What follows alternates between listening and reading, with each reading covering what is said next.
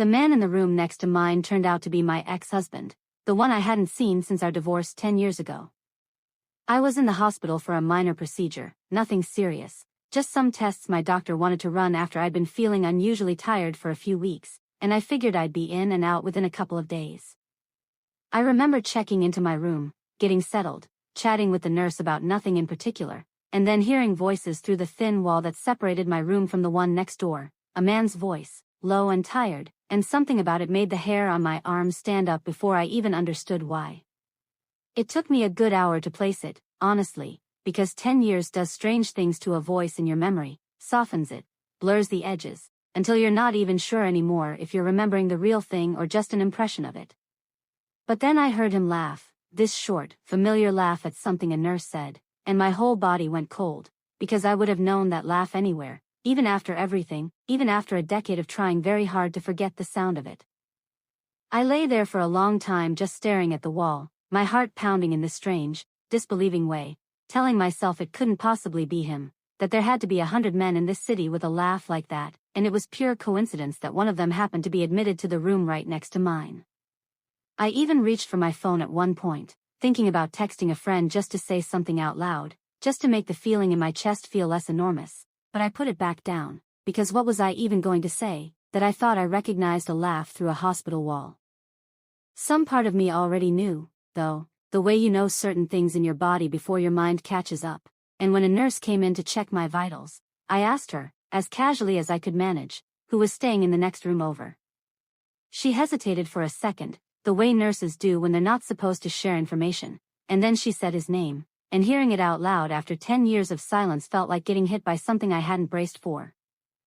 I hadn't spoken to him since the day our divorce was finalized, 10 years ago almost to the month, and even then, our last conversation had been short and clipped, both of us too hurt and too proud to say anything beyond what the lawyers required.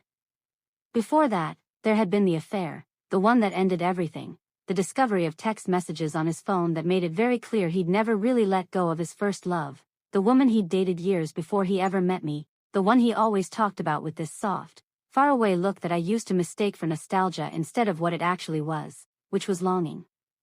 When I found out, I didn't scream or throw things the way I always imagined I would if this ever happened to me.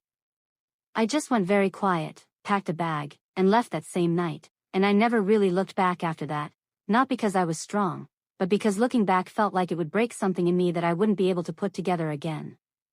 I spent the better part of 3 years afterward feeling like a shell of a person, going through the motions of work and friendships and small talk while carrying this hollow, humiliated ache underneath all of it, the kind that makes you flinch every time you hear a couple laughing together in public, the kind that made me question, for a long time, whether I'd ever be able to trust anyone with the whole truth of myself again.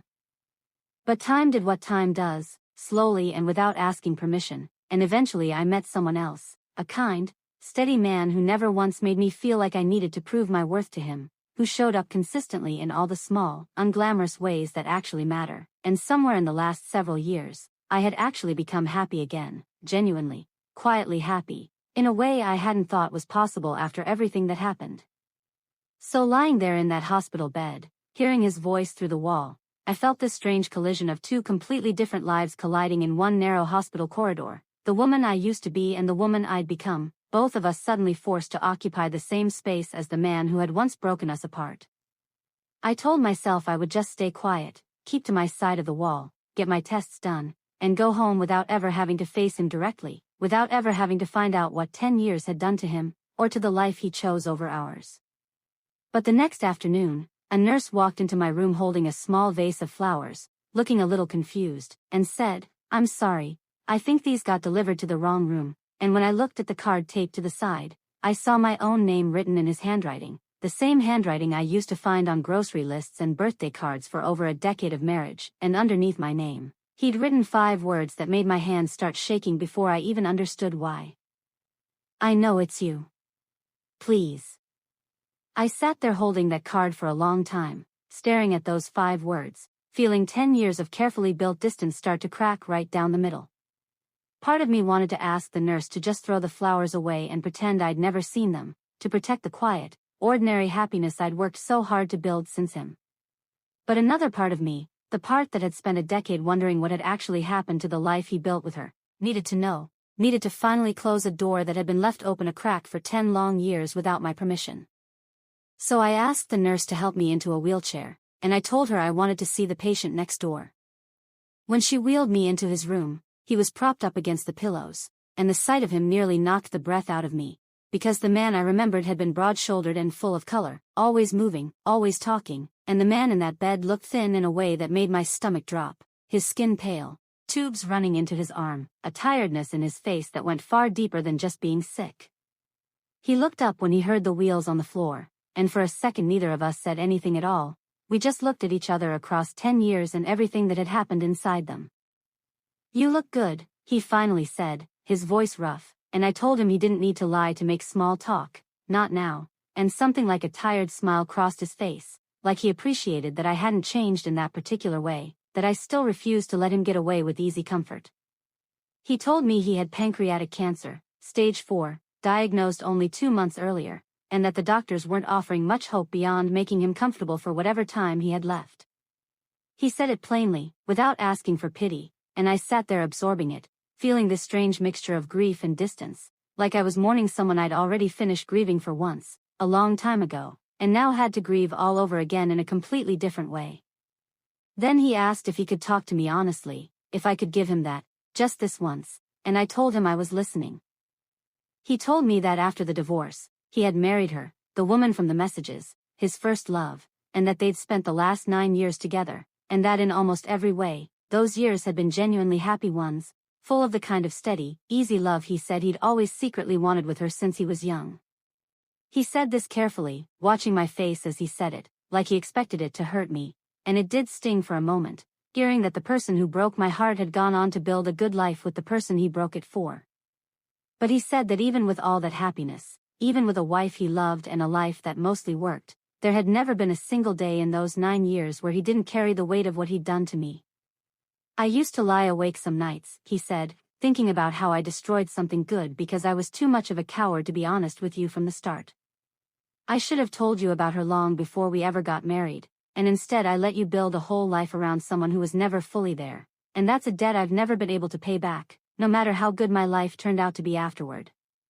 I told myself for years I'd find a way to apologize properly someday, and instead I just kept putting it off, the way you do with things that scare you the most. I told him that for 3 years after he left, I felt like a fraction of a person, going through my days on autopilot, terrified that I'd ruin something by not being enough to keep him from wanting someone else. I told him it took a long time and a lot of quiet, deliberate work to understand that his choices had never actually been a measurement of my worth. They were simply his choices, made by a man who wasn't honest enough to make them out loud instead of in secret, and that understanding that difference was what finally let me breathe again. Then I told him about my husband, about the ordinary, steady kindness that had slowly rebuilt what the affair tore down, about how genuinely happy I'd become in the years since, and I watched something in his face ease slightly when I said it, like a small piece of guilt finally setting itself down after carrying it for far too long. "I'm glad," he said quietly. "I mean that. I used to hope you'd find someone who actually deserved you, someone who wouldn't waste what you have to give the way I did." I told him that I forgave him, and I meant it, not because what he did hadn't mattered, but because I could see, sitting there in front of a dying man, that holding on to that anger for another 10 years would only cost me pieces of the happiness I'd already fought so hard to build for myself. He reached for my hand, and I let him take it, and for a moment neither of us said anything. We just sat there in the quiet, two people who had once shared an entire life together, finally putting the last piece of it to rest. A woman walked in a few minutes later, and I recognized her immediately from the old photographs I'd once found on his phone, older now, her eyes red and swollen from crying in the hallway.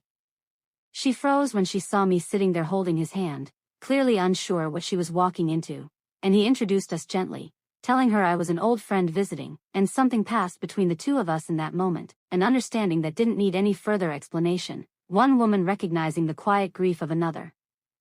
He passed away 6 days later, and I found out because his wife called me herself, her voice breaking on the phone, saying she didn't know who else understood what she was losing the way I might.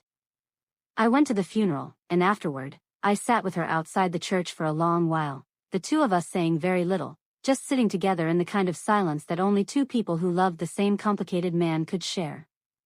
Eventually she looked up at me and said, I'm so sorry, for everything, for all of it, and I squeezed her hand and told her, he loved you very much. That part was real, and that's what matters now.